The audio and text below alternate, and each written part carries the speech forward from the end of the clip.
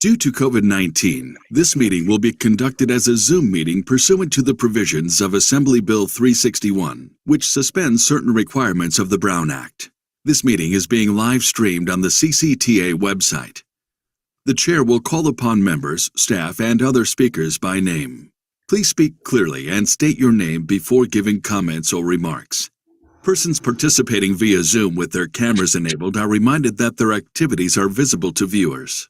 Members participating by Zoom wishing to speak should physically raise their hand and unmute their mic when called upon.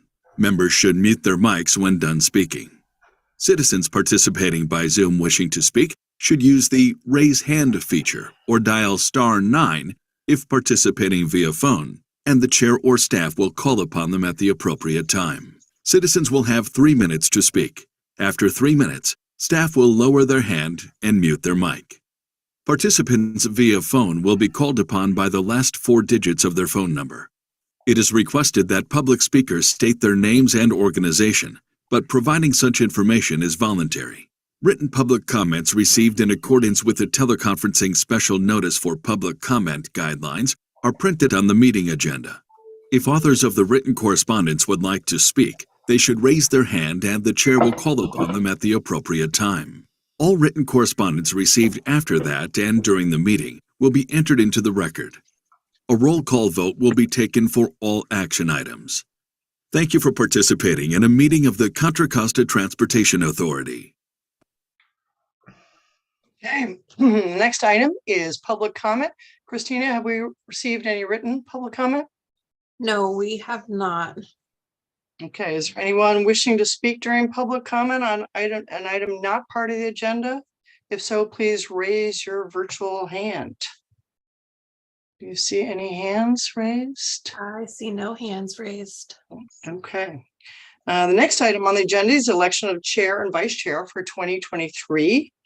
Do I have any nominations for chair and vice chair? No.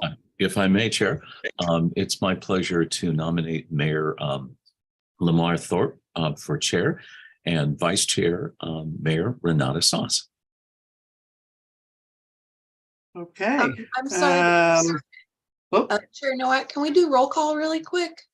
Oh, yeah, sorry. Did I skip that altogether somehow? It wasn't on my little script. There's my problem. Sorry, I must have missed it. Sorry. Let's do roll call before we get to a roll call vote. Okay, Commissioner Arnrich, Here. Commissioner Fideli, Here. Commissioner Sauce, Here. Commissioner Thorpe, Here. and Chair Nowak. Here.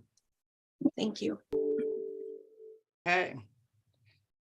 Do we have any public comments on the election of the chair and vice chair, written or here with No. us? No written comments.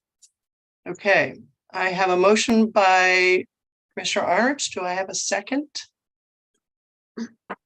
I second. Thanks, Commissioner Fideli. Christina, may we have the roll call vote, please? Yes, Commissioner Arnrich, Aye. Commissioner Fideli, Aye. Commissioner Sauce, Yes. Commissioner Thorpe, Aye. and Chair Nowak. Yes. The motion passes unanimously. Okay, I'm passing it over to you, Lamar. All right, I want to thank the good people of CCT. No, I'm just kidding. Thank you. So next we have a consent calendar. Are there any items that need to be pulled? Seeing none, are there any public comments related to consent calendar? I've received no written public comments. I just want to say before we do this, thank you to Sue Nowak for leading us last year. It was a very smooth year and it's always great. We have some really terrific people on this committee and look forward to Lamar and Renata leading us as well. Okay, thank And you. I'd be willing to move the consent calendar. I will right. second it. There's a motion by Commissioner Arnott, seconded by Commissioner Nowak. Roll call vote, please. Yes, Commissioner Arnrich, Aye. Commissioner Fideli, Aye. Commissioner Nowak, Yes. Vice Chair Sauce, Yes. and Chair Thorpe. Aye. The motion passes unanimously. Okay, thank you. Regular agenda items, agenda item A5A, legislative update. Staff will provide an update on legislation along with addressing questions that may arise. I believe we're hearing from Lindsay Willis. Yes, good morning, commissioners. We have with us this morning both our state advocate, Mark Watts, and our federal advocate, Gus Maples. And I know Mark is trying to rush off to another hearing because the California legislature is very busy right now. So I think I'm going to let him give his update first so he has a chance to fill you in and answer any questions. So Mark, if you want to go ahead and get started.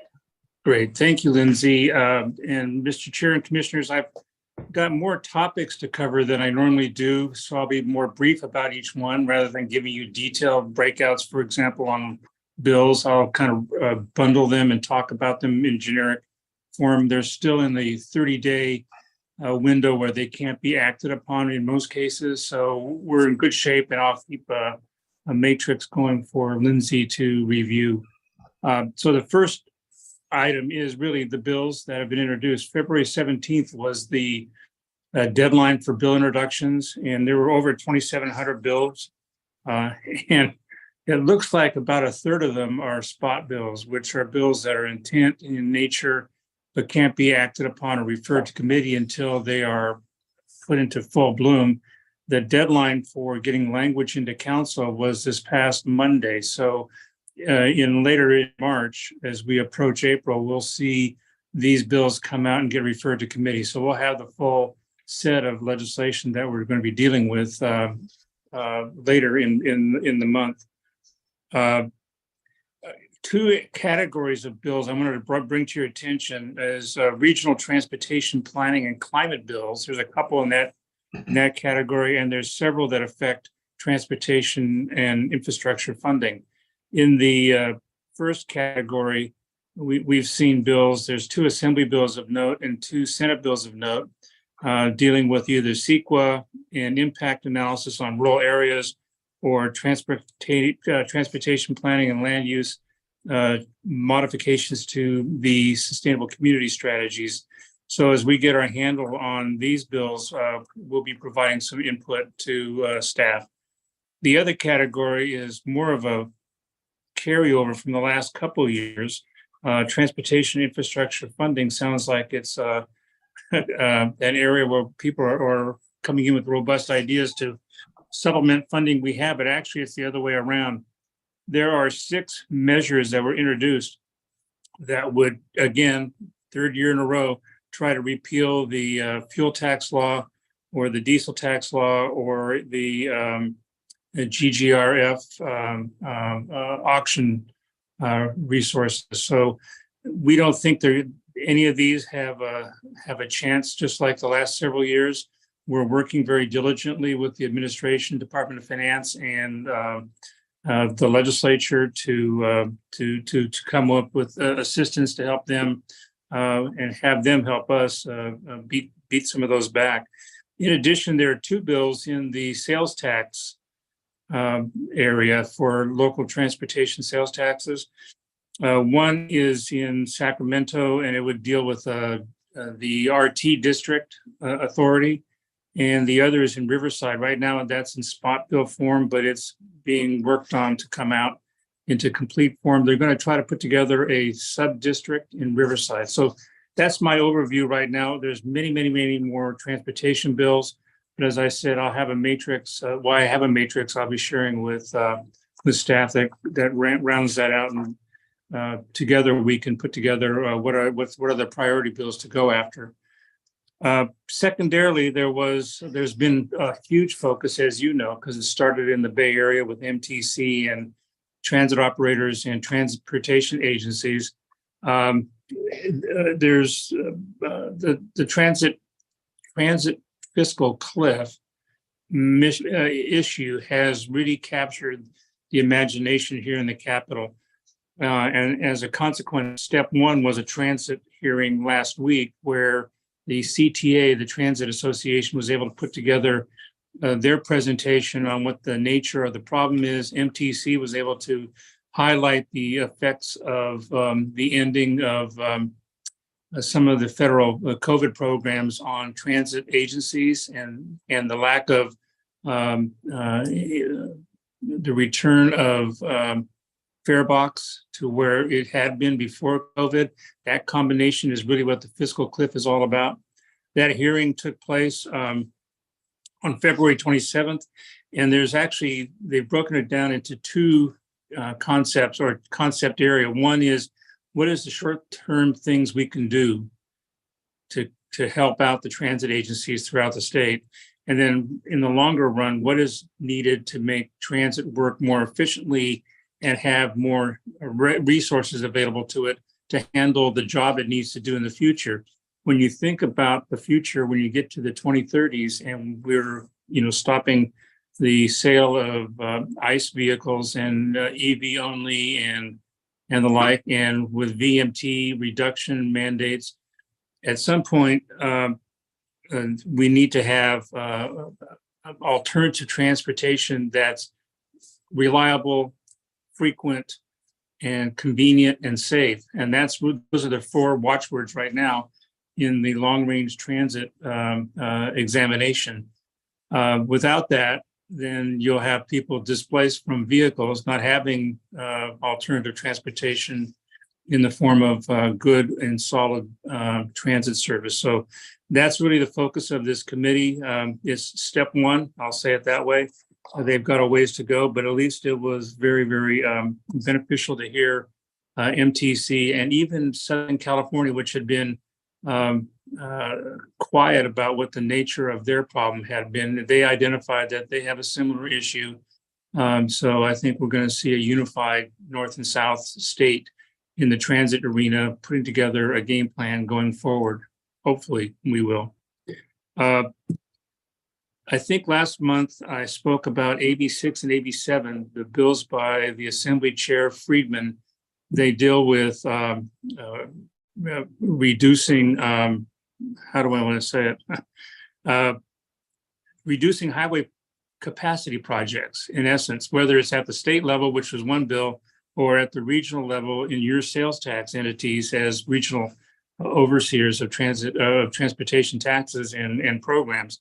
And her objectives, when you read AB 6 and 7, really spells out they're trying to reduce the types of projects and maybe in some cases eliminate widening projects unless they meet certain tests like it's a safety, it's a truck lane, it's a this or that or the other. So that's got the transportation world as excited as they were last year about her efforts. Last year, we were able to see her pull one bill and the other bill went to the governor after it had been watered down, but he vetoed even that bill. There's no thought that will be repeated. So the industry, the transportation agencies, the self-help counties, and labor are all working together to work with her to kind of help come up with something that may be in between her ultimate goal and what is available on the ground now. So part of what she's done is put together an outreach program. She put together 30 stakeholders in a meeting 2 weeks ago. I'm on that stakeholder list. We had a first meeting. Mr. Steinberg, who's the mayor of Sacramento and who had been the author of the Sustainable Community Strategy legislation back in 2012, I think, was the facilitator for the meeting. It was a good first meeting because interest groups of all stripes were able to speak out about what their view is on these bills and and talk about where their interests lie. The follow-up to that has been the establishment of 3 work groups.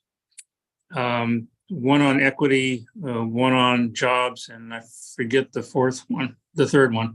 But they're all set up for tomorrow. I was just appointed to all 3 of them, so I'll be busy at 1, at 2, and at 3. So, but at least I'll have some insight to what the heck is going on this very, very complex policy agenda, and I'll be keeping staff apprised as we move forward. Moving on to the CTC, there was 2 reappointments. Carl Gardino and Hillary Norton. Hillary Norton from Southern California and Carl from Silicon Valley. Their terms had expired and they were refilled. A third position was swapped out. Rocco Davis, who was representative of the laborers union on the commission, stepped down, and Joe Cruz, who's the current head of the laborers for Sacramento, was appointed in his place. So it's we've got a couple of people on that commission that are available to talk to in broad terms. They have a lot of experience in transportation programming and planning, so I'm very happy with that. Finally, the last item is a joint hearing coming up. Well, actually, I have two minor items. There's a joint hearing coming up on the 14th. It includes Assembly Budget Sub 3, Senate Budget Sub 5, but it's spearheaded by Senate Transportation Committee. And I've been speaking to Randy Chin because he wants my organization, Transportation California, to participate. And we're trying to figure out who the best speaker is for that. But the topic is going to be how do you get the most out of the remaining federal infrastructure funding surrounding the COVID and the workout. So that'll be interesting. And we'll be able to get the material and share that when that comes out. In addition, the budget subcommittees start their first meetings on transportation items. One is next week on the 9th, and the other is on the 14th. This will be what I call the low-hanging fruit. These are, the minor administrative budget change proposals. So it's not too excitable. We'll be monitoring and make sure that there's nothing of note that's agendized yet at this point in time. So I hope you okay with me running around all those different topics, and I'm happy to answer any questions. There are not a lot of topics. It's just one or two. So I'll open up to any questions or comments from commission members. I think we gotta let Mark go and get on with those meetings. And boy, after all these spot bills come back, it'll be interesting to see who's on first. Yes. Yeah. Hey, Mark, quick question for the that land use kickoff. Who was a part of that? I didn't catch that. It was a range. It was a range of stakeholders by invitation. So you had self-help counties had a representative there. I was there for the construction and labor allied group, Transportation California, but Greenlining Institute was there. A number of climate change advocacy groups were involved, and it was a standard mix of people for a transportation meeting. All right. Thank you, sir. Thank you. Paul Fideli, you had something? You're on mute. Quick question, just on all the massive lobbying going up to the Capitol recently. Is there any feedback from the budget committee chairs about any attitude or feelings you may have to share with us? Well, there is, this may not tie directly to the chair's perspective, but there's the issue of the governor's proposal to take away $2 billion from the $4 billion that was promised in the hard-fought recent budget. So if you recall, we had $3.7 billion appropriated in the current budget year. In addition, the intent to appropriate $2 billion in each of the successive years for the TIRCP program, which is the Transit and Intercity Rail Program. And that $4 billion was to be, by legislative intent, when they got around to that budget year, distributed on a formula basis to the current range of recipients, which are mainly RTPAs and organizations, transportation organizations that receive or can compete for TIRCP. So the governor instead says, well, sorry, I know I gave you $4 billion in the next 2 years. I'm taking $2 billion out of that. Yeah. And I'll put a little paycheck or a little check on that. And if we get the money coming in, I'll give it back to you. So there's a lot of concern about that give and go promise. In addition, that funding had been focused on transit and intercity rail capital improvements for a really good reason. And that was because of the GAN limit. The appropriations limit allowed funding, if it was dedicated to infrastructure, to move ahead without being limited by the appropriations limit. So it was free money outside of the appropriations cap. The pressure now is to look at that funding and make it more flexible. And there's every ability because, excuse me, the current budget shortfall has taken away the GAN limit issue as an issue for the marginal expenditures. As a consequence, you could take that TIRCP money, which a lot of folks want to use it for major capital projects, and convert it into operational funding, which would be suitable potentially for the short-term solution or part of the short-term solution for transit funding. Anyway, if that's what you were talking about, Commissioner Fidelli, I think that's about all I have to really comment at. The chairs are kind of acting as stewards of the process right now. They don't have any defined responses to what the nature of the problem is yet. Thank you. Thank you. All right, thank you. Any public comments? I've received no written public comments. All right, thank you. And thank you, Mr. Watts, for your presentation. We'll now Thank move you. on to Mr. Nichols. Hi, good morning, everyone. An update starting on the appropriations and budget front here from DC. President Biden's budget request for all the federal agencies is going to be released next Thursday, March 9th. And just yesterday, to kick off the budget process, the House Appropriations Committee has finalized and announced its official guidance and new eligibilities for the fiscal year 24 community project funding. The unpolitical correct term for this would be earmarks. This and the corresponding process in the Senate will kick things off in Congress with upcoming budget hearings from the cabinet secretaries to justify their program requests.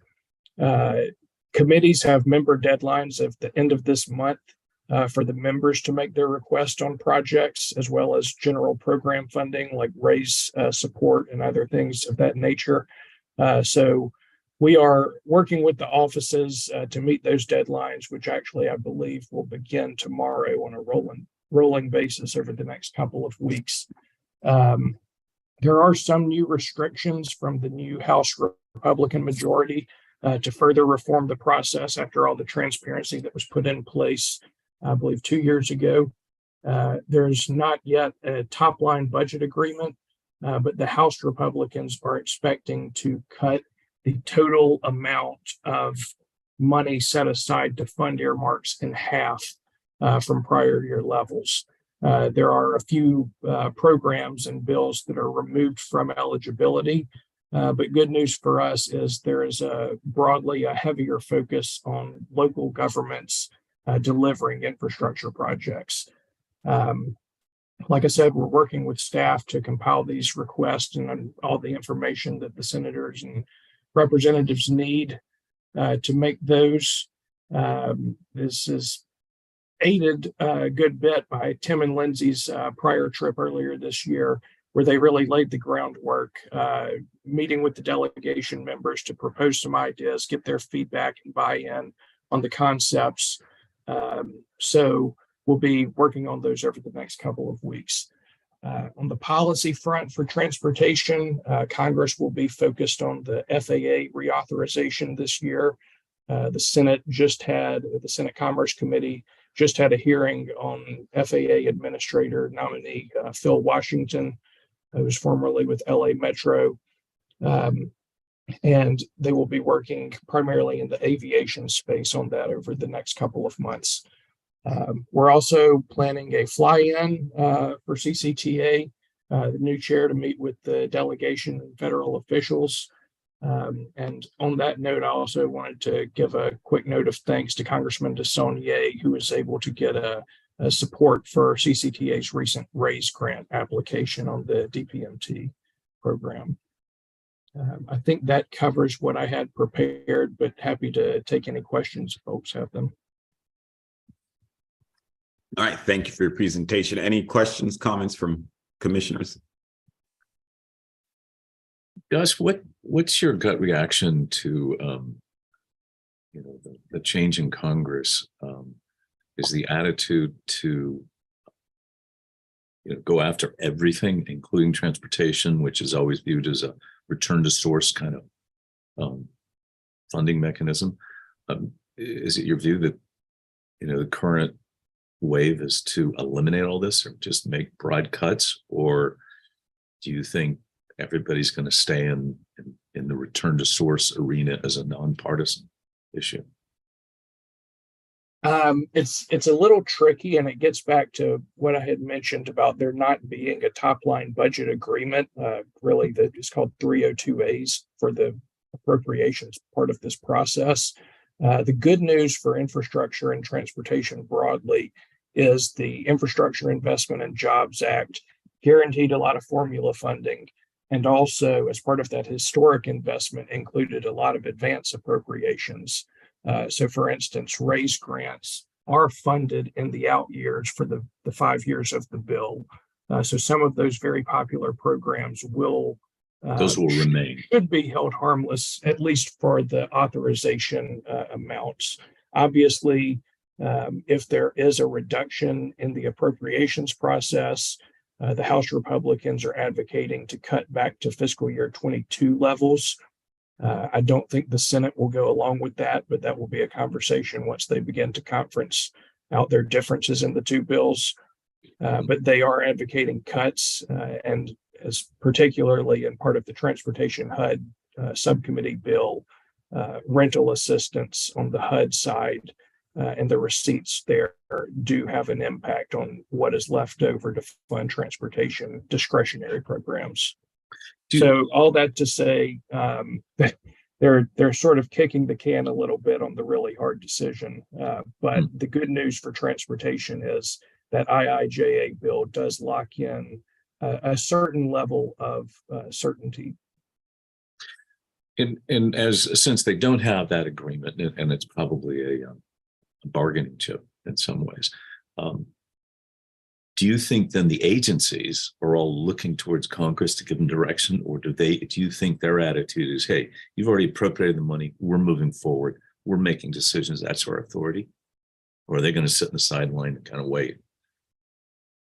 In the event there would be a full year continuing resolution that would lock in, that current year's levels for any potential increases or anything, new starts of that nature.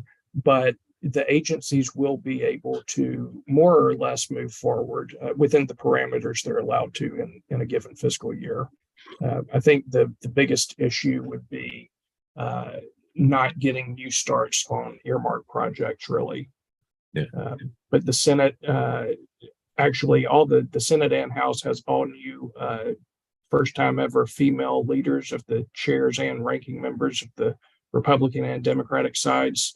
And they have come together and are very focused on returning to regular order, which we haven't seen in probably a couple of decades at this point. But they are focused on working together to the extent they can move these bills. That's great. Sounds like there's a few adults in the room now. Thank you. Any other commissioners? All right, Executive Director Hale. Thank you, Chair Thorpe. Just I also wanted to make an announcement that, Gus lined up a really great meeting with the National Highway Traffic Safety Administration a few weeks ago, and we were able to talk to some of the senior staff there and get some insights on a future demonstration project that will be evaluating an autonomous vehicle regulatory national framework. And so we actually, CCTA, we're actually looking and working together internally to put together a framework that we can get support from a lot of our partners. And we're planning on meeting with NHTSA again when we go back to DC at the end of the month to present that proposal to them and get more insights. And so this is really important in terms of, potentially positioning Gomentum Station as one of the national certification test beds for AV regulations. So that was a really, really good meeting. And also I just want to thank Gus and Mark. This is always a really busy time of year for them, and just appreciate all the support that they've been giving us and just keeping us well informed and positioned in all these issues. All right, thank you. Commissioner Fedeli. Yes, Gus, thank you. What was the term you used for the earmark process? That was because that's a new term I haven't heard before. Oh, yeah, in the House, it's called community project funds. And is the door basically closed then after that, whatever, there's a hearing on that, right? To further discuss those projects? Is the door closed on any further earmarks that we might discuss with our congressional delegation? Part of the reforms that when they brought this back was to not airdrop, so to speak, a last minute earmark that may buy someone's vote in December to pass a bill. So yes, there's a springtime early part of the process that you have to submit information. The offices will vet that. There are requirements to, show that you're on a STIP or TIP. A lot of new reforms to make this a very early and transparent piece of the congressional year. Okay, thank you. The old days are gone. Barrel legislation. All right. Any public comments related to these updates? I've received no written public comments. Okay, fantastic. Well, this doesn't require any action. Thank you, Mr. Maples. We will now move on to item 5B, the adoption of or approval of the fiscal year 2022-23 mid-year budget. Mr. Hale. That one is actually going to Brian. Yeah, welcome, Chair Thorpe. Congratulations, and committee members. My name is Brian Kelleher. I'm the Chief Financial Officer. Let me get this to full screen mode for you. And so the mid-year budget for CCTA is a process that starts in January. With CCTA, the largest part of our budget is the allocation of program funds. And we also have the projects that change. And we have projects within the projects department, and we have projects which would be within the planning department, which is your TLC, which is your transportation for livable communities, and the ped bike funds as well. And so we go through a process, and we have to work with outside agencies and our consultants to take a look at the capital projects and work with the cities to see where they are with submitting reimbursement. So we allocate money, and then they submit invoices to CCTA, and then we pay them out. And through the pandemic, we've noticed that a lot of cities are not developing and working on these projects. And so what you'll see in this presentation today is a decrease in some of the ped bike and TLC projects. This is a snapshot, which really tells the story at a high level for everything that we're doing here at CCTA. Sales tax revenues is $110 million. We're going to be leaving that alone. This is right about, we're slightly a little higher where we adopted the strategic plan in 2022. So all of the cities should be expecting on the return to source about this approximate money. Federal, state, and local revenues, all of those are tied to reimbursements related to the timing of CIP projects, some of our grants that we're working on, and some of the other programs that we're doing with some other cities. Investment income is increasing. Like we've all seen through CPI increases, our returns on investment income, we went from less than 0.5% to now getting approximately 2% or a little bit more with our LAIF, which is our state funded program. And right now, I was looking at it yesterday, we have a little over $50 million sitting in there. So our investment income is going to return as well. Projects division, you can see a decrease of about $6.5 million. Again, that's a timing of the projects. We'll get into some detail on that a little later. The program section, again, is the allocation of the sales tax to all of the bus agencies and the cities through the return to source for the LSM. And then we also have an $11 million decrease. Again, that is the PED bike program and the TLC program in there that had some reduced projections. Planning section has some increases. In this fiscal year, we adopted 22 earmarks. Well, we're not actually earmarks, but task ordered $1 million contracts for an on-call basis. And we've utilized a number of those agreements, and we've done some task orders related to that. Administrative section, that's the overhead related to CCTA. The debt service is what we pay on our annual debt service. There's a little over $400 million outstanding, and we have pretty much level debt service, but this is what's called the maximum annual debt service year for all of our stuff put together. So it's about $45 million. Next year, it's going to drop to about 44, and then I see it running about $43.5 million through 2034. Again, on sales tax, just wanted to show you a little bit of history here. In 2020, you can see how our sales tax numbers decreased to about $93 million. There was a lot of organizations and a lot of people who file for sales tax. Those were deferred to 2021. And then in 2022, we had a lot of extra expenditures. Nobody can keep anything on the shelves. People are buying all the cars. People are returning to travel. Our hotels are paying more sales tax. And so we had this huge increase in 2022 of $120 million. You probably recognize this in your cities and agencies as well. Year to date is $62 million. That's about 58% of our budget. Again, we just went through the holiday season. Everything we're seeing in the news right now, they've been talking about a recession this year. So I kind of left the sales tax revenue alone at $110 million. When we look at our capital projects, our external funding sources, RM3, as we all know, we announced last month that they passed a bill. We have a good earmark for the Mokelumne. That was, as you go down the screen a little bit to the left, ECRFA. ECRFA was going to backfill that until there was a resolution on that. And then we also have some extra RM3 money. I believe it's on the 684 project, and we'll get to that. And I should break that down into another one. Just the changes in the revenue, it's never a loss of funding. It's just a timing of these projects. The planning and CMA functions, federal state transportation, we get $1.3 million approximately on an annual basis, and that's to cover the CMA, the Congestion Management Authority for the new members here of operating that program. State planning and programming, again, it's about $355,000. We get that historically about every year. CMA local agencies, so what's not covered by the federal surface transportation for all of our projects and programs that are the greater good of all of Contra Costa, we spread the costs among all of the agencies, and that was about $275,000. We have TFCA funding to fund a lot of programs. That's about $1.6 million. In City of San Ramon is going to be contributing $1.1 million. Ivan's working on that project. We are receiving money to pay for that from the City of San Ramon, and that's the $1.1 million. As we look at all of the capital projects is about $35 million. Once you apply all of the additional funding sources, it still is a hit to the Measure J for about $6 million. Again, here's all the projects broken down just from the original budget. You know, the CIP projects is about $36.7 million, but based off our budget is $162 million.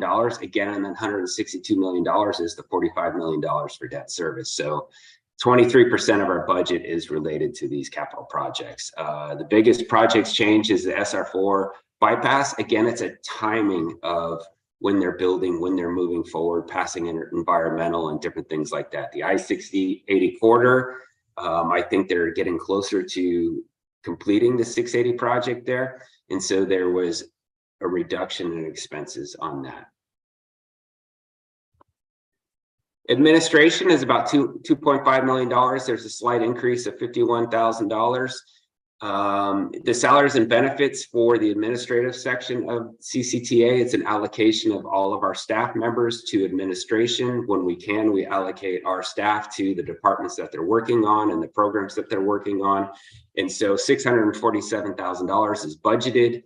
We have a 1% limitation per the strategic plan. And right now that runs into, based off our sales tax of 110 million, is a 0.72 of the 1%. Due to COVID expenses, when we're talking about our increases in here, historically, CCTA staff has not been traveling the last several years. And so with staff now traveling, moving all about, going to all these seminars, going and promoting different things that we're doing, we increased the budget about $30,000. And we had to do some hybrid Zoom rooms, some replacement projects of some equipment, and that's about $25,000. So overall, as the authority from our adopted budget to our mid-year budget is $273,000 for additional costs. There is some earmark in there for staff that may be joining us before next fiscal year. There is some savings in there based off of the timing of hiring new positions and positions not being filled. And then we have the programs department, which is $65.8 million. That's a decrease of about $11 million. As I mentioned, the TLC program is $7 million, a reduction, the ped bike program of $4.2 million. That's just a timing of when we're expecting expenditures from the cities and the delivery of these projects. Again, the sub-regional street maintenance and the local street maintenance is 20% of the sales tax we receive. So that's about $22 million to that individual programs. Several projects and programs are also revised to reflect current commitments. And again, we work with all of the different staff members throughout the agency to make sure that we're capturing the latest and greatest items. Planning department has an increase of about 1.2 million. Their budget is now $8 million. It has to do with the adding of subscription services from Streetlight. There's also a number of contracts that we're adding, and there are different studies that we're working on. And the salaries and benefits increased $263,000. When we get grants and we get specific grants, we have to allocate to those departments where the grant funds are going. So we allocate staff's time that are working on these individual projects. That's why we have the large increase of $263,000 in the planning department. So our on-call contracts, so far we got about $1 million in task orders awarded. Debt service, which we talked about, is $26.3 million in principal and about $18.7 million in debt service. With that, staff seeks approval of the resolution 2208A, revision 1, and that's to amend our budget from $178 million to $162.1 million. So with that, that concludes my presentation, and I'll be able to answer any questions that you may have. I thank you. I will, questions, comments from commissioners. Commissioner Arnott. You can never see my hand up there, so I'm trying to cover Oh, it. I see you. Yeah. Brian, thank you. And it's always a delight to hear your updates. You know, obviously for our newer commissions, that the $110 million is so round of a number. It's because that's what we, under our new policy, we picked. It's a conservative number. Are we, what I didn't hear was clearly, since we expect 120 million in sales tax this year, but we're budgeting 110. So the remainder of that goes to our reserve account, and that's for future smoothing and things like that. Are we still on track? Because do we still estimate, given that we got the 62 million at this point, that represents 58%, but how does that compare to what our estimate was for the total gross? We still on track with 120.3 million? We had adopted a reserve policy, and part of that adoption of the reserve policy was set aside funds for some additional services in the future. As part of the adoption of the reserve fund, we will never take any money away from that specific project or program. It won't be used on something else. It's to set aside money to ensure that we have the appropriate cash flow and savings to deliver these projects in the future. Realistically, I don't know what the sales tax numbers that are going to come in this year. They may be slightly higher. They're going to be slightly higher, but $110 million. But we wanted to ensure that we had a conservative outlook in working with HDL. The 110 million was a very secure and confident number that we would receive this year, and something that we could guarantee to all the bus agencies and all of the cities for their return to source funds without going above and beyond in letting them think that they're going to get additional funds. Any additional funds that we receive will be set aside in a reserve fund within each individual of the categories that we have established. So I hope that answers your question. No. So my question was, I understand, and I appreciate that because we do have some new people here about where the money, why we do this. Regardless of that, so we have our consultant. We all happen to use the same one, shows us what sales tax. I'm just looking ahead because managing our reserve is just as important now because that's part of what we do. So we estimated $120.3 million. My question is, where are we at relative to that estimate? I know we're 110. I'm fine with that. I still want to look at how we're looking at that. So given what we've got in the 62 million, and we know historically what we get at this time of year, and we didn't plot that. We always plot the total and we show that, and it's not very meaningful, right? Because how does it relate to what we did before at the same time, same relativeness? So what is our projected estimate on total gross sales tax? Right now, my latest projection, I met with them the beginning of February, which covered our sales tax period through the end of December, which is the latest quarter that is closed. And their estimates were closer to about 117 million for CCTA for this fiscal year. Okay. And so for me, I constantly look at, the monthly reports, and we, like all of us, we get an average payment every month. And then there's a cleanup payment that happens several months later, 3 months after the end of or 2 months after the end of the quarter. So, I'm trying to be ultra conservative. I would love to say we're going to be $120 million again. No, again, that's okay. It's all all the answer I was depends on after, Brian. how much I everybody's trust you, buddy. I trust you. And at that, the 160 to 170, it's good. It's just that this is the first time we're doing this process. So I think it gives us all the confidence to say, you know what? That was a good conservative number. The methodology we used to get to that 110 million will help guide us to the future. That's all. So thank you. Perfect. I understand now. Thank you. All right, thank you. Commissioner Sauce. Thank you, Mr. Chair. Yeah, just a follow up, Brian, nice to meet you. I'm Renata Sauce from Moraga. I'll follow up on Newell's question. So if I'm looking at the actual year to date, we're at 60.7 million on the sales tax, right? So Correct. that is indicative that 120 is I totally understand what we're doing and support it, but the 120 seems achievable.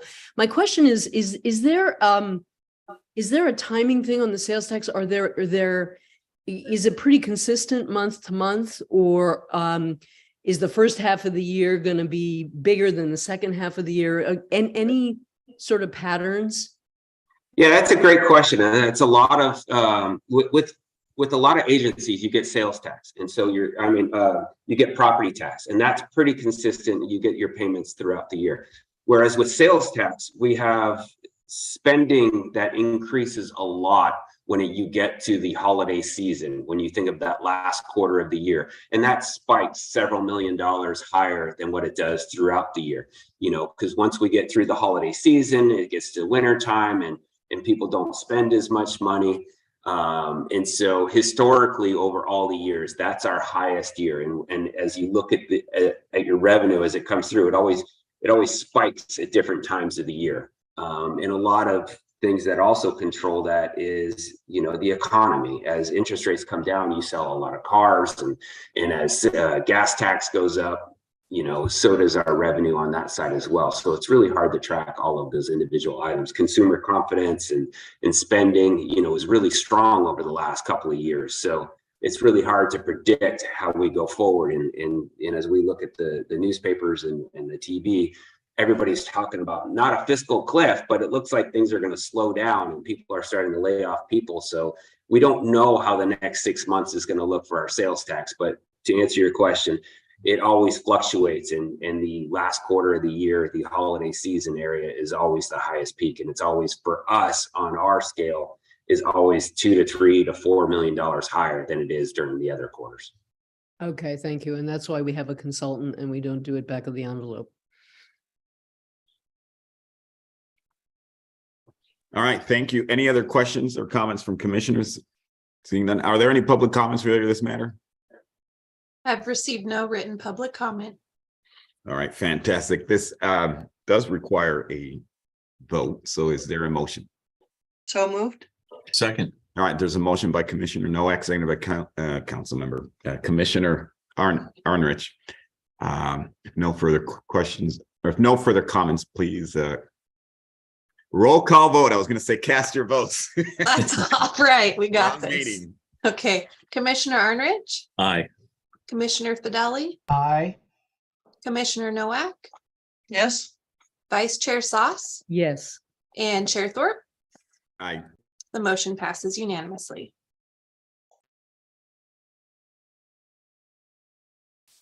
Okay, item 5C, adoption of publicly available pay schedule for fiscal year 22-23, approval of changes to authorize positions and approval to amend the authority's salaries, benefits, and compensation plan for July 1, 2021 through June 30th, 2024. Hi, everyone. This is Terry Ann Grover, and good morning.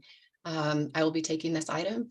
In June 2021, the Authority Board approved Resolution 2135A, adopting the authority's salaries, benefits, and compensation plan for July 1st, 2021 through June 30th, 2024. In April 2022, we did revise the resolution to approve the CPI increase effective July 1st, 2022, established a new Director of Mobility Programs classification.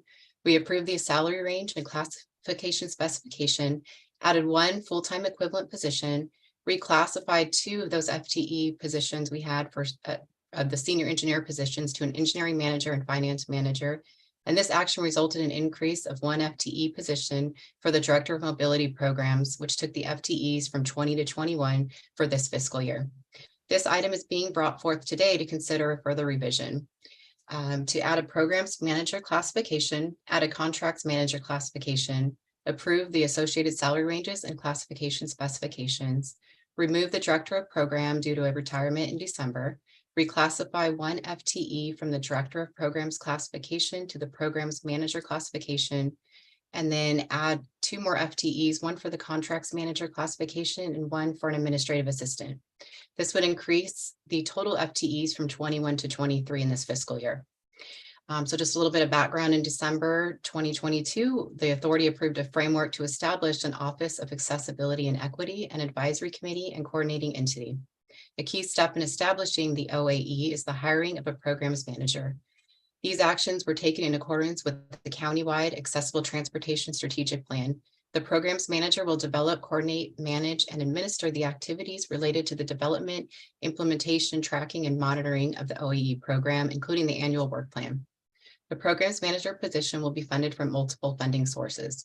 A contracts manager is needed to support the coordinating entity with the management of grants, funding, insurance, risk management, procurement, and contracts administration and management, including support of authority-led projects.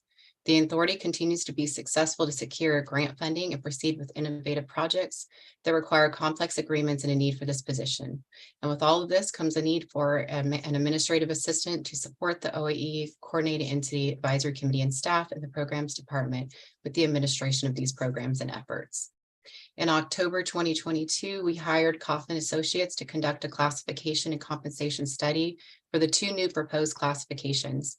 They created job descriptions for the classifications, and based on recommendations from the prior total compensation study, we determined the salary ranges for the programs manager and contracts manager classifications.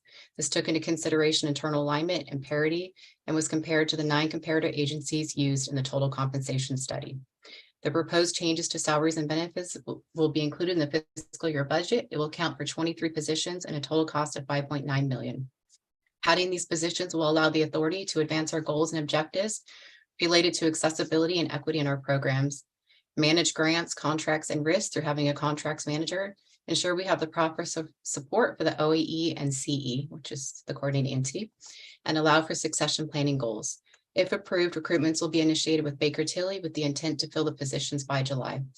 Staff seeks approval of Resolution 2135A Revision 2, which will amend the authority's salaries, benefits, and compensation plan for July 1st, 2021 through June 30th, 2024 to add a programs manager classification at a salary range of $10,881 to $14,689 per month, at a contracts manager classification at a salary range of $9,619 to $12,986 per month, approve the associated salary range and classification specifications, remove the director of programs classification, reclassify one FTE equivalent from the director of programs classification to the programs manager classification, add one FTE for the contract manager classification, add one FTE to the administrative assistant classification, and this would result in an increase of FTEs from 21 to 23. That was a mouthful. That concludes my presentation, and I will take any questions you may have. Thank you. Thank you, Ms. Grover. Any comments, questions from the board? Commissioner Sauce. Thank you, Mr. Chair. Terry Ann, thank you. Great presentation, and thank you for the comprehensive staff report. You said there are 9 comparable agencies that were used to help kind of benchmark where we should be. Yeah, we established them, I think 2 compensation plans ago, because we do the total compensation plan every 3 years. So we established 9 comparator agencies, which are essentially the other congestion management agencies in the Bay Area. So we look at those 9 established agencies, and we use those same 9 agencies for the independent studies as well. Apologies that my dog decides to bark when I'm asking questions. And they are, I mean, because as I know Newell can appreciate this, we and other agencies were on, figuring out what's comparable is either an art or a science or both. And we're confident that these other 9 are really, really comparable. Yeah, we're looking at like the Metropolitan Transportation Commission, Solano Transportation Authority, Alameda County Transportations, all the surrounding counties that are similar agencies. We're looking at all of those agencies. San Mateo, Charlie blanks, but anyway, all the ones around us. Okay, but and then do they have sort of departments or offices that are comparable to the one for accessibility and equity that we're establishing? Some of these positions, we try to find the closest, they don't look at the titles, they look at the classification specifications for similar, and sometimes even multiple classifications that fit with the classification that we're looking at. There are the occasions where they don't have something comparable, but for instance, the contracts manager is a very comparable classification specification.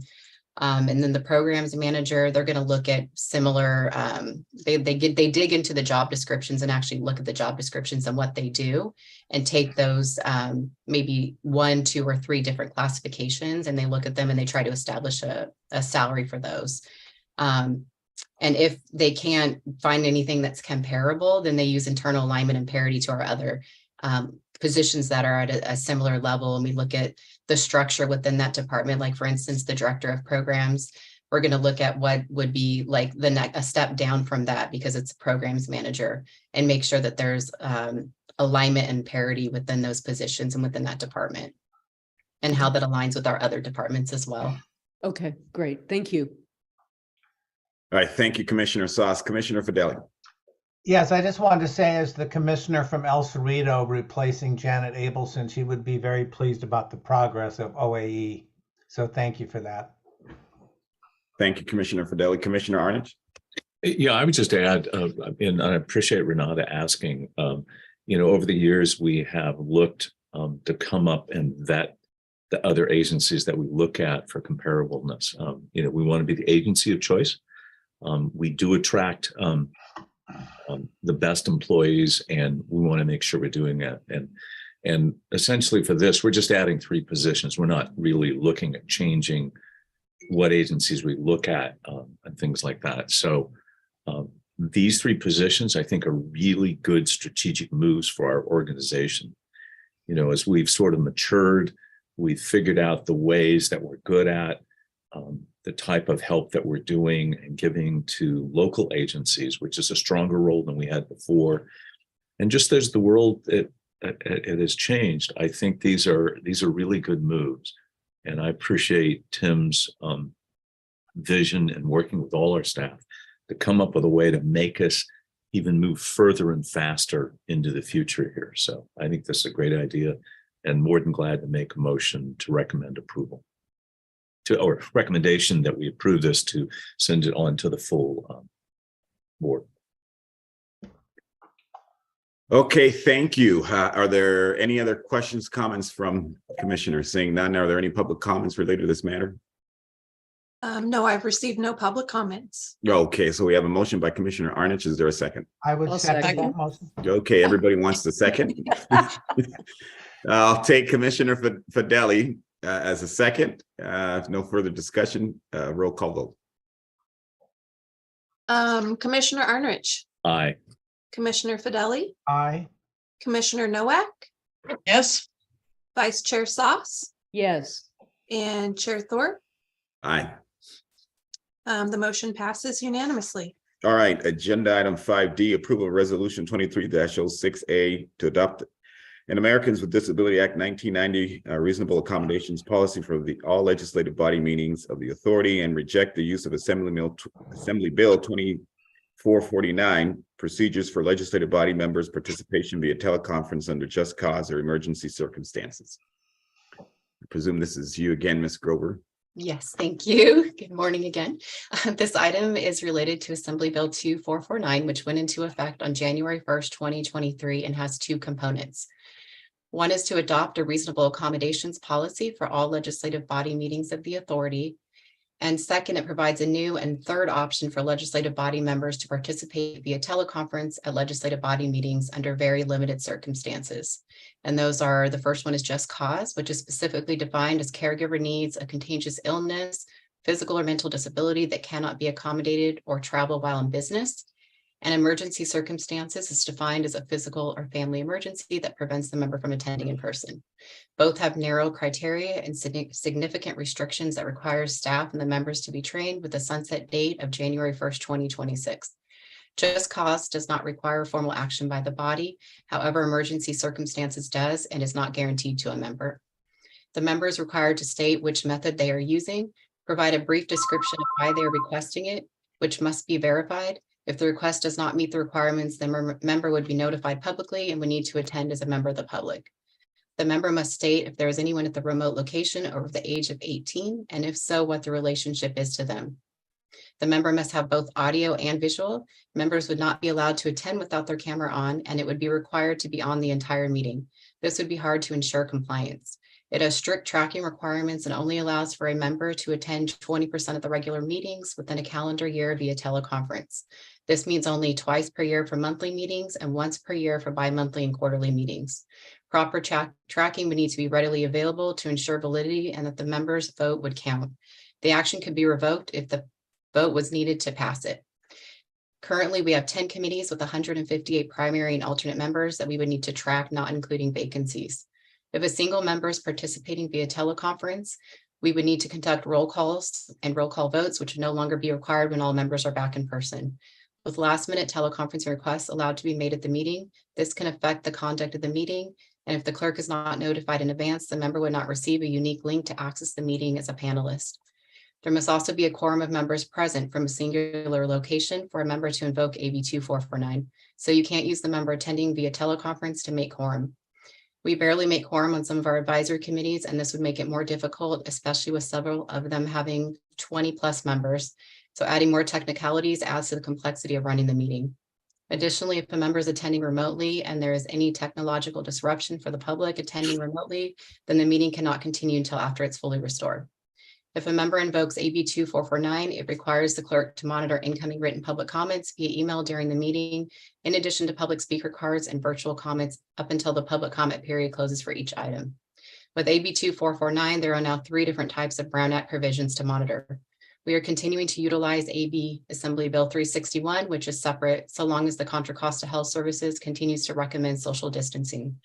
When we can no longer utilize AB 361, we return to traditional Brown Act requirements. The other part of AB 2449 is the adoption of the reasonable accommodations policy, which requires that legislative bodies have and implement a procedure for receiving and swiftly resolving requests for reasonable accommodations for individuals with disabilities. The policy lists the accommodations that the authority has in place that are readily available upon request, a process to request additional accommodations, and guidance for staff and members who receive such a request. We have already reviewed our language on our agendas and found it to be compliant. We are encouraging all members to attend the meetings in person, and if not available to attend, send their alternate if they have one assigned. This action will not affect the public being able to participate in a hybrid meeting. Due to the narrow criteria, significant restrictions, and complexity of AB 2449, staff seeks approval of Resolution 2306A, which will adopt a reasonable accommodations policy for all legislative body meetings of the authority, reject the teleconferencing procedures provided for by AB 2449, which would allow members of the authority's legislative body to participate remotely via teleconference under just cause or emergency circumstances, and provide approval for the executive director designee to make changes to the policy. That concludes my presentation. I will take any questions you may have. Thank you. All right, thank you for that. Any comments, questions from the commissioners?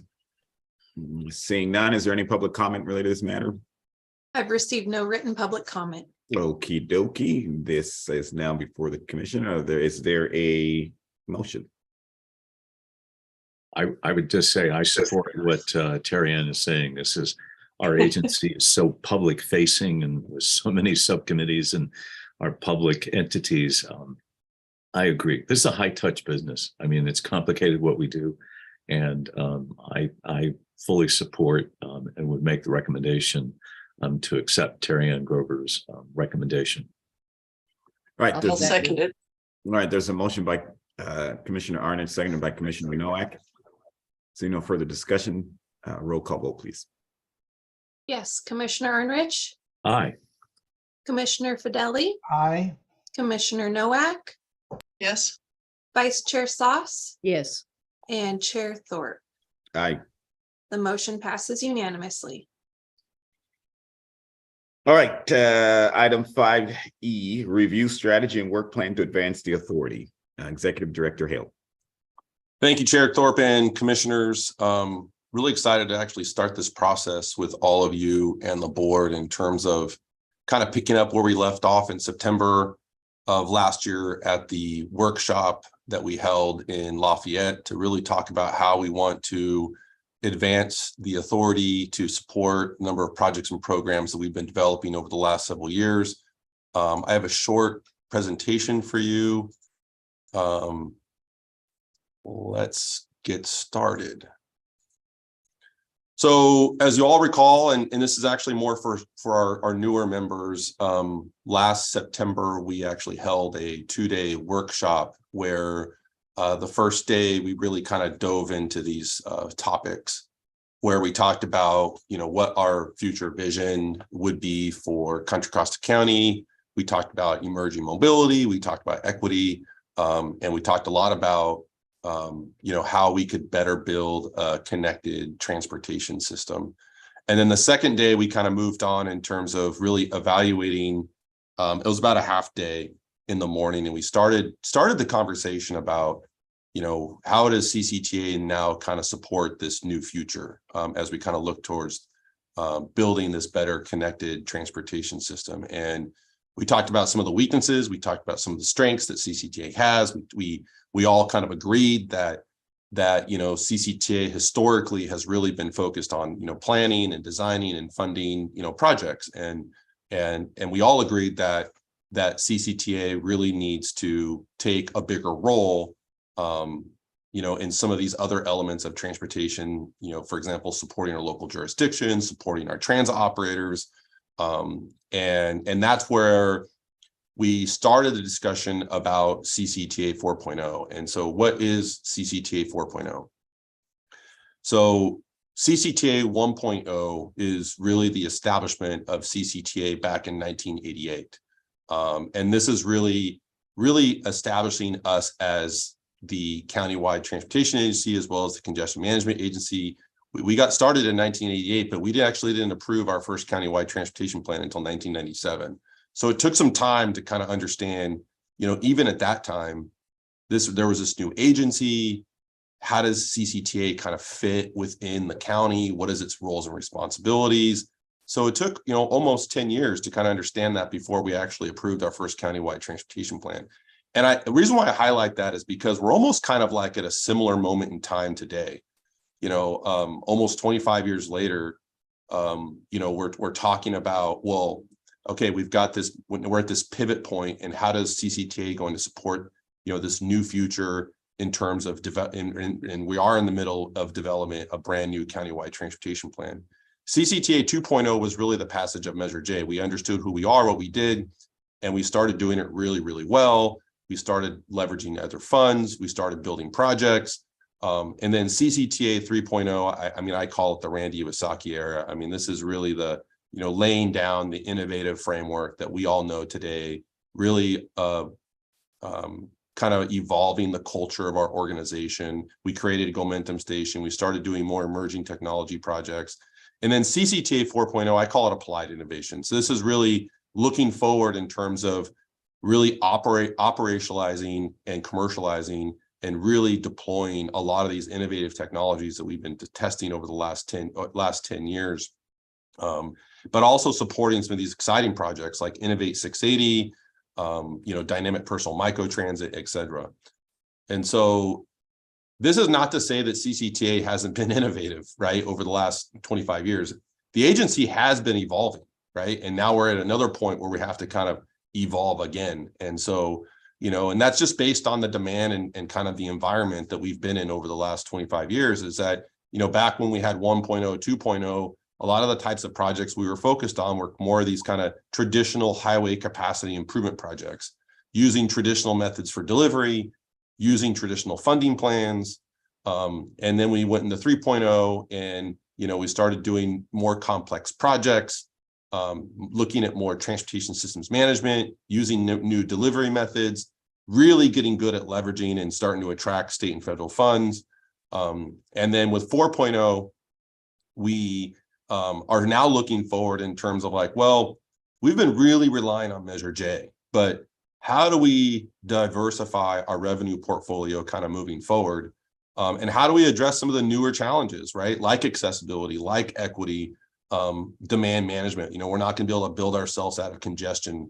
We're also dealing with new issues relative to climate change and SB 743. And we're also focused on more data, connectivity, automation. And so it's time to continue to evolve. And one of the things that CCTA really doesn't do now is really O&M. We are historically, what we've done in the past is we've planned, we fund, we design, we go in by encroacher permit, we build it, we leave it, and we turn it back over to Caltrans or whoever. And now, you know, looking forward, you know, we have to start thinking about how we can better, again, connect this transportation. And that really gets into operational strategies and really increasing the efficiencies of our corridors, both on the highway, both locally, also focusing on data management. We want to move into more performance-based systems, which is going to require us to collect data. How do we do that among all of our 19 cities, the county, all of the stakeholders that we work with, and also pulling that all together into a centralized management system. You know, we're also going to be more focused on, you know, historically, we've been more focused on highways, right? Caltrans highway work. And I think now we're at a point where we need to more focus on how can we help support our local road systems, our transit systems, to really kind of, you know, integrate them completely fully and pull them all together into a complete integrated multimodal transportation system. And so this is actually CCTA's current authority. We're actually defined under California Public Utility Code. And essentially what that does is gives us the ability to administer transportation improvements. We're also the congestion management agency, which gives us a lot of broad authority in terms of managing congestion in Contra Costa County. And so through these, we also have the Local Transportation Authority Improvement Act. But all of these really gives us broad authority in terms of what we're doing and being able to do what we have done in the past. It also gives us a lot of broad authority in terms of some of these new programs. But what we're going to be doing is working with AMRA and working with legal and working with our team and really evaluating our legal authority and how will it support some of these new projects and programs, particularly around operations and maintenance. So our approach to this is really kind of this three-legged stool. So one is really continuing on CCTA, building on those past six practices successes, continue to focus on that core. The second leg is really looking at how we can pursue operational efficiencies and kind of stepping into that role of operations and maintenance. And then the third leg is nothing new to us. We've already created new entities around Gomentum Station. The authority board last December approved the creation of a nonprofit for accessibility and accessible transportation. And so as we kind of look towards the future, we may need to continue to develop new entities to be able to support some of the things that we're looking at. And then what we want to do is really build upon all the work that we've been doing over the last 25 years. I mean, you can see CCTA 2.0 there, and then basically building that down to operational efficiencies, really focusing on assets and infrastructures, which today CCTA doesn't own any assets and infrastructure, and that might need to change in the future to really kind of continue to build on these programs. And the reason why I'm bringing this up is because we are developing very exciting programs like Event Innovate 680. We're spending a lot of capital and investment and time in doing this, and we're now at a point where we have to make a decision as an entity that either we continue doing what we're doing and evolve as an organization, or we just have to stop doing those things and just continue doing what we have been doing the last 25 years. We're at this pivotal point where, like, for example, on Innovate 680, later this year, we're going to have to start entering into negotiations of an O&M agreement for the Cooperative Adaptive Ramp Metering project. And so that's the whole purpose of this, and the work plan this year is to get the authority board to kind of move in that direction. So staff has the authority to start entering in those negotiations with Caltrans. So what's been kind of triggering, I've already mentioned several times, it's Innovate 680. Innovate 680 through our Innovate 680 Policy Advisory Committee, our Technical Advisory Committee working with Caltrans, FHWA, California Highway Patrol. We've been building the corridor of the future.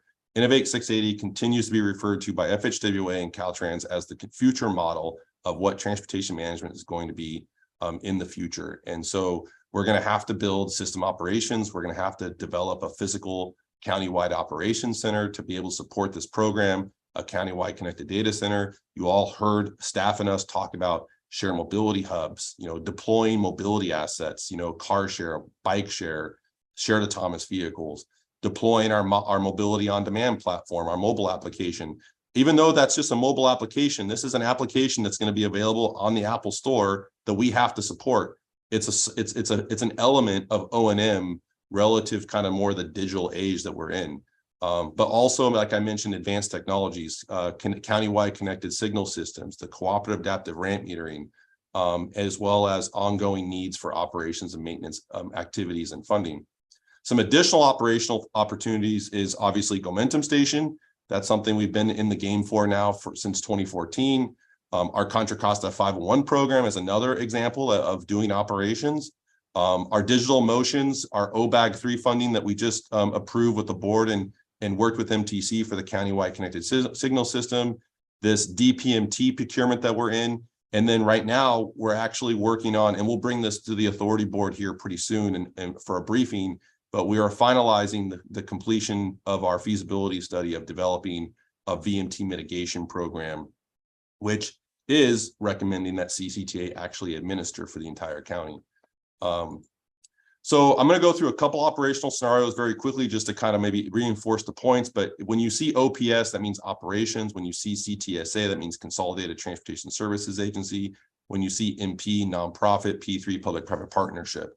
And you'll notice that P3 is very, very common in all of this. And it's definitely the new future I think we should be going.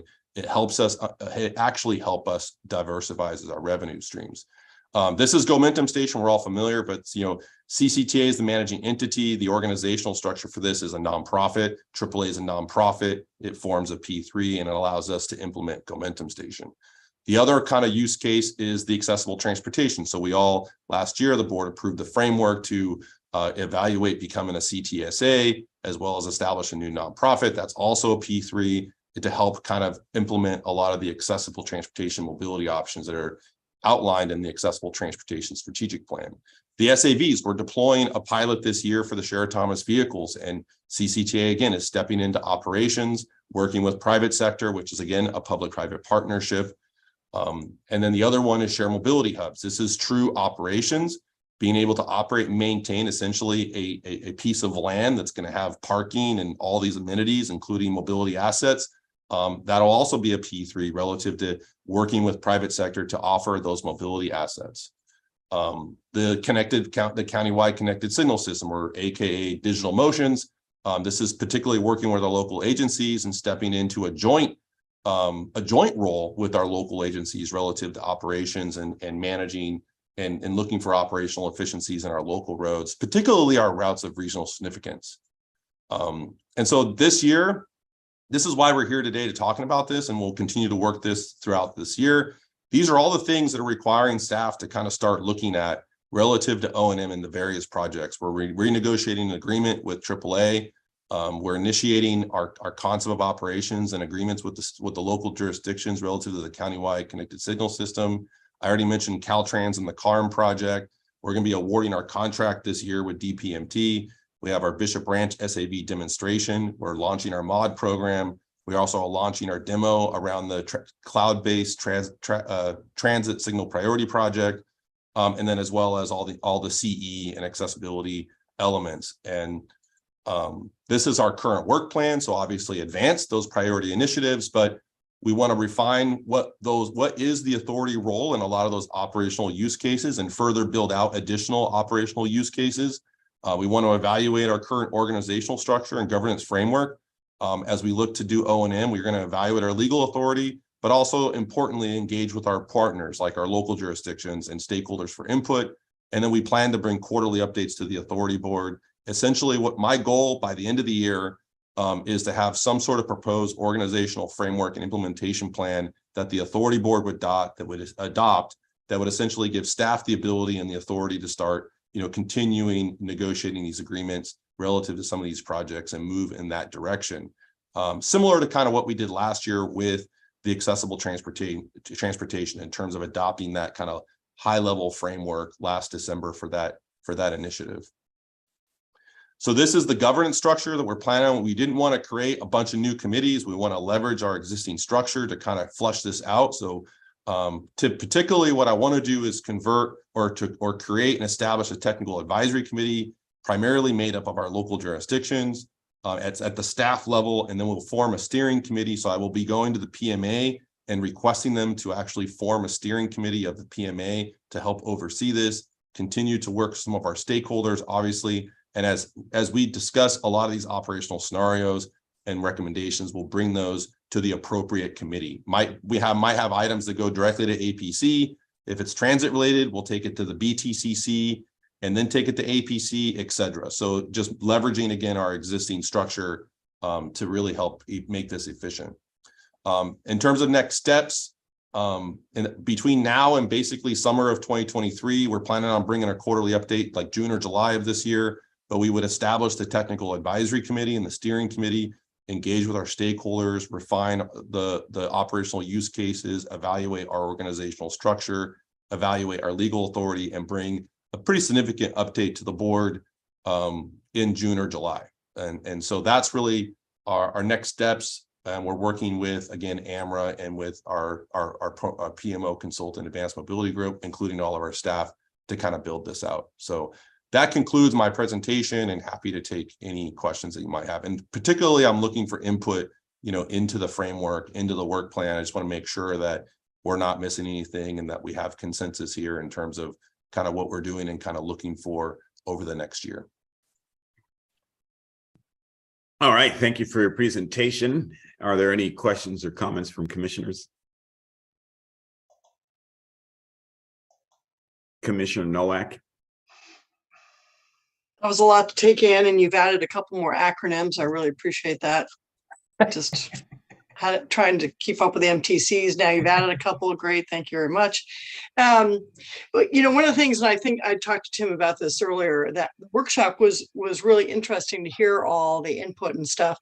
But and if we do another workshop of some sort to continue going down this path, for me, it would be great if we could meet as a board right after that to assimilate all that information, because I found, you know, I wanted to talk about sort of CCTA's role right after that meeting, and we didn't really get to do that till much later on, and sort of with notes, and I'd forgotten stuff and some good input. So I would love to see sort of the workshop be continued right into a board workshop to really assimilate that if we're going to do something similar to that.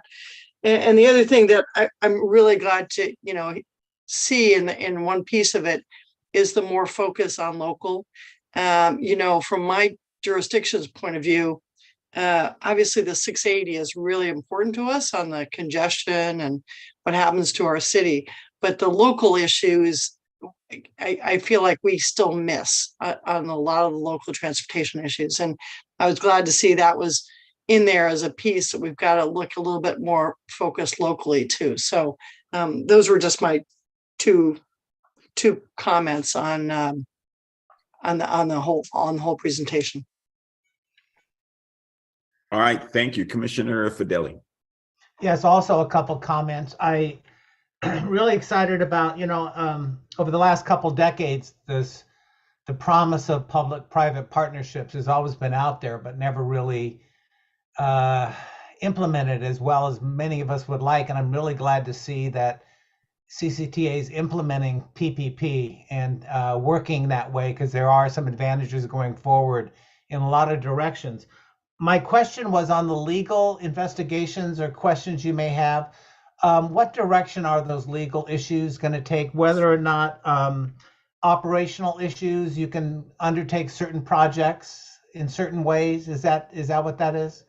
Yeah, good morning, everybody. I'm Amber Morrison. I'm your legal counsel, and happy to be here this morning with you. So our office has started to explore all of the legal framework that CCTA currently operates under, and is also evaluating, now that we are considering moving into a more of an operations and maintenance direction, just what exactly the PUC authorizes and what our role as the CMA also authorizes. So yeah, it's safe to say that that is the next phase of our legal analysis. So we'll probably be coming back to the board to have a discussion about various directions that the board wants to pursue in connection with this framework.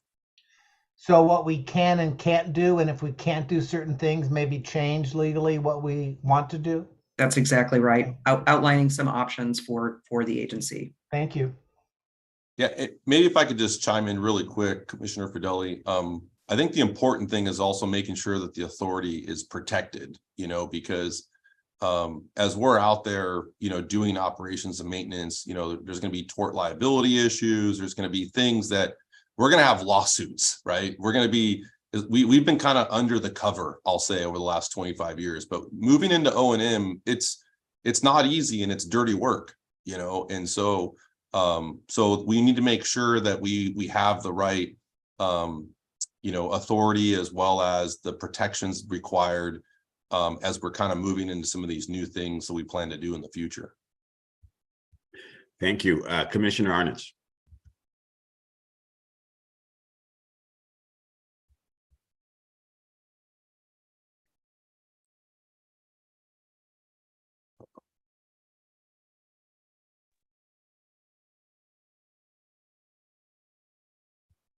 We're waiting on you.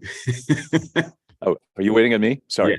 Yes. Yeah, I had to switch to another microphone. This is really exciting. First of all, we started 35 years ago. 35, sorry, 35. Boy, I keep hearing 25. I'm going, man, give me back those 10 years. But yeah, it was 1988. And in 35 years from where we were then and where we are now is light years difference. It really is. And the discussion that we're having here today is something that has been talked about for probably the past 7 to 10 years of how do we get to this next level, and how do we and to some degree, stay within our mission, but reinvent ourselves to deal with the changing environment of transportation, moving, and the environmental things that we're being tasked with, on VMT mitigation, things that we never imagined would happen in the past. But also thinking about this agency, and I don't think it was, just put right out there, that our sunset date isn't really a sunset date. Our mission still carries on. And the opportunities we have, because we're so successful at getting additional funding, that we are a transportation agency that doesn't have a sunset. While our bonded portion of our agency, where we went out and borrowed money, that portion of the agency does have a sunset date if we don't renew it. But it doesn't mean that our agency goes away because of all the other projects, the funding sources that we have evolved with. RM3 doesn't sunset in 2034. All of those things mean that we will still be here. So this is realigning us to make sure that we are dealing with those. And as Amara said, in the legal sense, but also in the obligations that we have to our taxpayers to execute those funding that we get in a way that, quote, makes lives better and reduces congestion. So this is exciting, really exciting. And it's taken a lot of thought process by staff and by Tim to get us to this point. But I think something Sue said at the beginning, I kind of agree with. I think there's an opportunity, after we present this to the board, that this is the framework, that I think we ought to have a board retreat. That's just the board, not the whole public and that great visioning.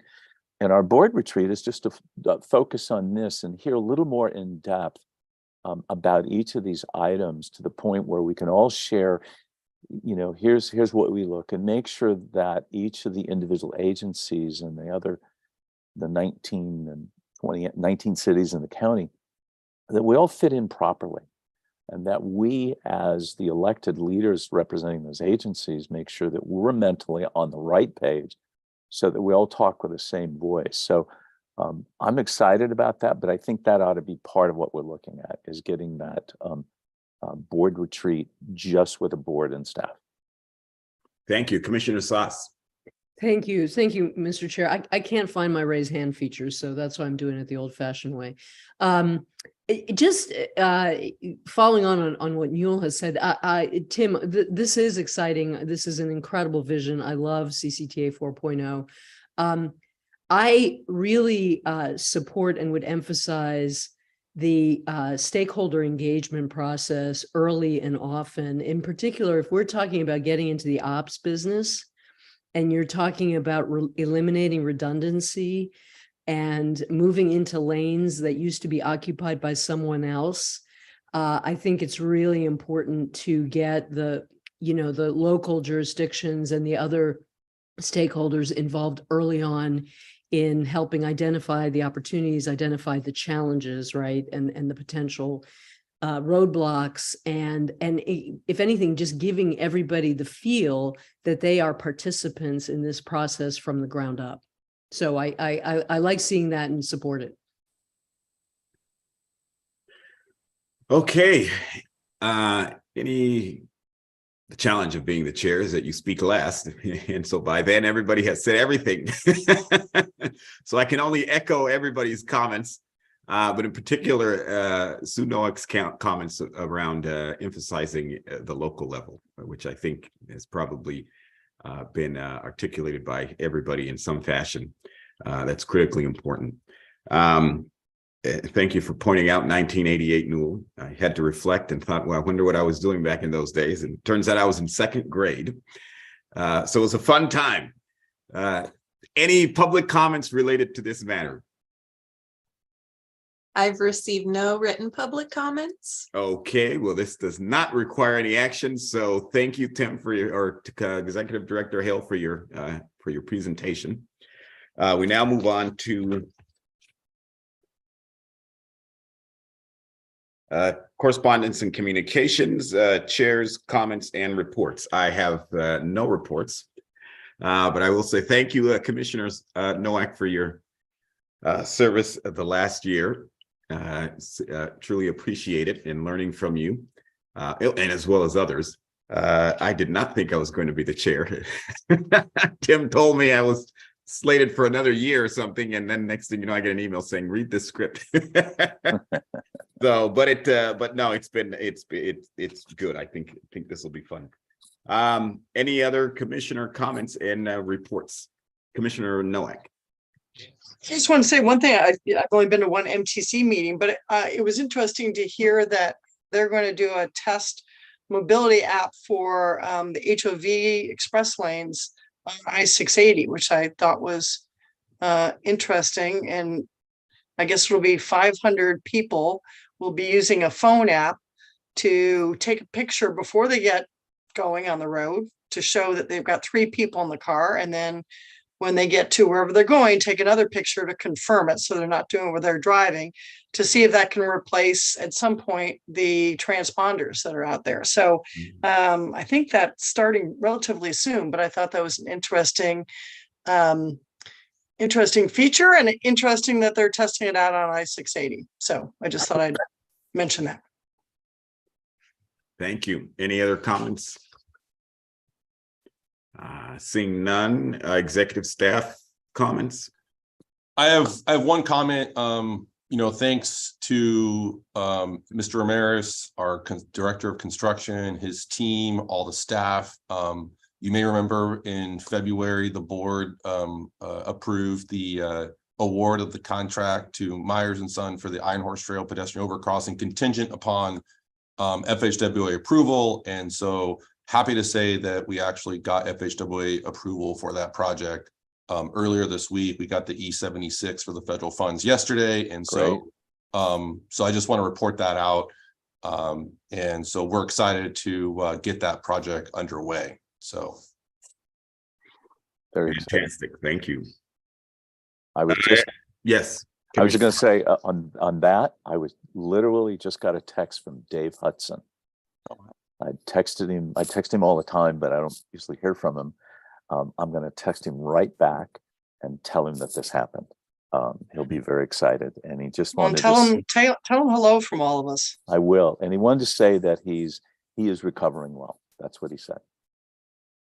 So is he still at the rehab, Newell? Yes, he is. Yeah, okay. He's going to be there okay. for a while. Yeah. Wow. Okay. Thanks. Well, thank you for that important update. Any other business? Seeing none, we will adjourn this committee meeting at 10:07 a.m. We will reconvene on April 6th, 2023 at 8:30 a.m. My birthday, so bring cake and ice cream, everybody. Well, Lamar, I'm April 4th. Oh, this is. But perfect. I won't be here. I'll be in Europe, so I won't be here to celebrate you with you. But well, we're 2 days apart. Maybe we'll run into each other out there celebrating our birthdays. Okay, thank you. Excellent. See you all later. All right. Thanks, Thank you everyone. so much. Thanks, Bye-bye. everyone. Thanks, Tim.